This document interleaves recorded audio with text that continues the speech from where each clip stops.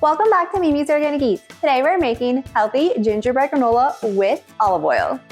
This fun and festive breakfast is so easy to make. And this granola bakes up super crunchy and it's filled with warm and cozy gingerbread spices. Let me show you guys how to make it. So first we're going to preheat our oven to 325 degrees. Next I have 298 grams of rolled oats in a large mixing bowl here. Now if you guys are gluten-free, you can just use certified gluten-free oats. Next we're adding in 85 grams of unsweetened wide flake coconut. Next we have 57 grams of unsweetened fine shredded coconut. And then we have 57 grams of pumpkin seeds. And now if you guys don't have pumpkin seeds, you can use sunflower seeds in its place too, that also works. So next we're going to add in our gingerbread spice. And so you guys can do 1 teaspoon of cinnamon, ginger, and cloves, or you can do 1 tablespoon of your favorite gingerbread spice mix. I have my homemade gingerbread spice mix, which is just cinnamon, ginger, and cloves, because that's my favorite mix, already made up, so I'm just going to use that today.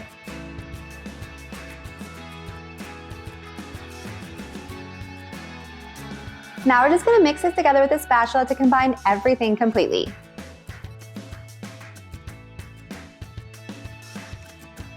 Now we're going to set this aside while we mix up our olive oil mixture.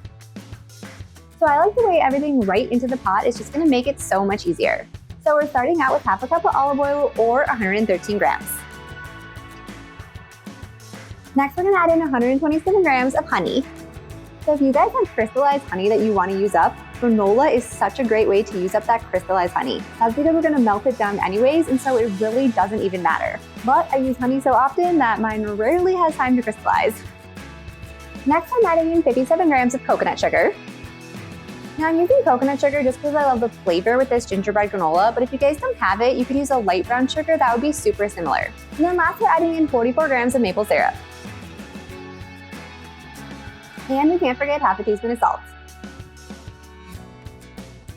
Now we're going to put this over medium heat. Now we're just going to stir this over medium heat until all the honey and sugar are completely combined.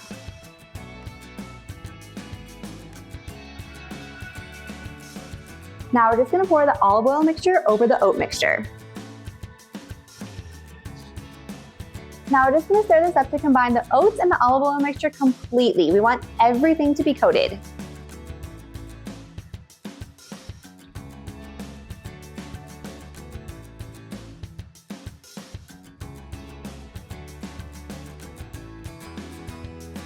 So next we're going to line a half sheet pan with parchment paper. And trust me, you guys want the parchment paper for this. This granola gets so crunchy and it will stick really bad to your baking sheet if you don't have parchment paper, so that is why I highly recommend it. Now we're just going to dump out our oat mixture onto the parchment paper and spread it out evenly.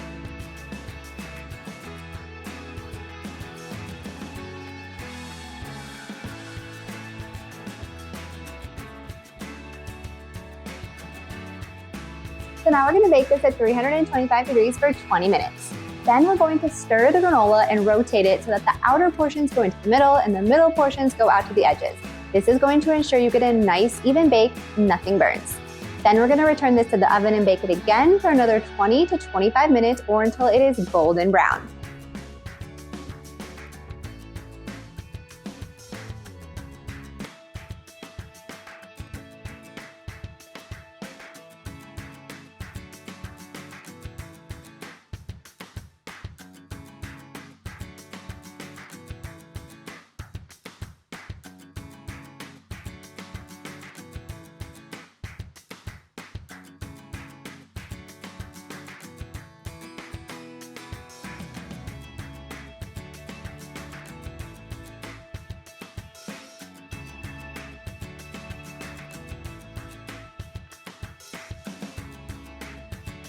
So once our granola comes out of the oven, we want to let it cool completely, and then we're going to break it up into clusters.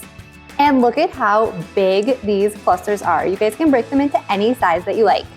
You guys can enjoy this gingerbread granola just on its own as a snack or with milk or yogurt. You can also use it as an ice cream topping, which is so delicious. But my favorite way to enjoy it is just as a snack by the clusters. These little tiny clusters are so crunchy and they have warm and cozy holiday spices. I just can't get enough. Homemade granola will stay good in your pantry in an airtight container for up to 1 month. You can also freeze it for even longer. This also makes a really cute and festive holiday gift. If you guys enjoyed this video, be sure to drop a like and leave a comment below. And if you want more Christmas recipes just like this, be sure to hit that subscribe button and join me next time in the kitchen. Happy holidays from my kitchen to yours.